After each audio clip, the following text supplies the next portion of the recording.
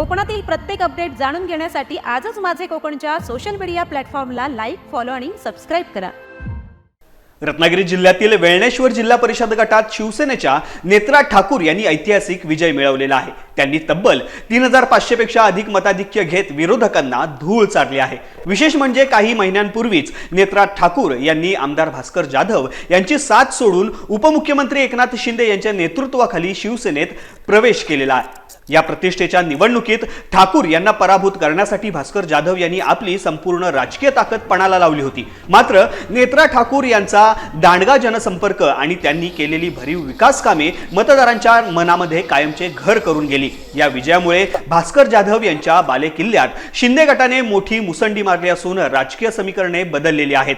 आपल्या विजयानंतर बोलताना नेत्रा ठाकूर म्हणाल्या की हा विजय केवळ माझा नसून शिवसेना भाजप महायुतीचा आणि माझ्या सर्व निष्ठावान कार्यकर्त्यांचा कष्टाचा हा मोठा विजय आहे।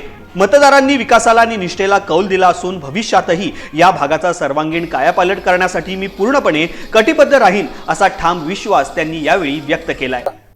विजयाचा आनंद तर नक्कीच आहे आणि हा विजय माझा एकटीचा नसून हा युतीचा विजय आहे आणि माझ्या बरोबरच्या असणाऱ्या माझ्या सगळ्या वेळणेश्वर गटातील माझ्या सगळ्या सहकाऱ्यांचा आणि माझ्या सर्व मतदारांचा हा विजय आहे। तुम्हाला घेरलं होतं 100%। पण माझी जी गटातली सगळे सहकारी आहेत हे सक्षम होते आणि प्रत्येक म्हणजे ह्या माझ्या श्रेयात जास्त करून माझ्या इथे जे वेळणेश्वर मधल्या माझ्या खारवी समाजाचा, माझ्या कुणबी समाजाचा, माझ्या सर्व समाजाचा ह्याच्यामध्ये श्रेयाचा वाटा आहे। एकमेव अशी होते सदस्य होते की समोर रणांगण दिसत होतं, पण जेव्हा विजयाची नांदी खेचत असताना समोर माझ्या सगळ्या सहकार्याने एकच लक्ष ठेवलं होतं की आपल्याला विजय हा नेत्रा ठाकूरचा आणायचा आहे, आपल्या पूर्ण माझ्या दोन्ही पंचायत समितीचा हा विजय आणायचा आहे। हेच ध्येय सगळ्या गटातल्या सगळ्या सहकार्यांनी ठेवलं होतं।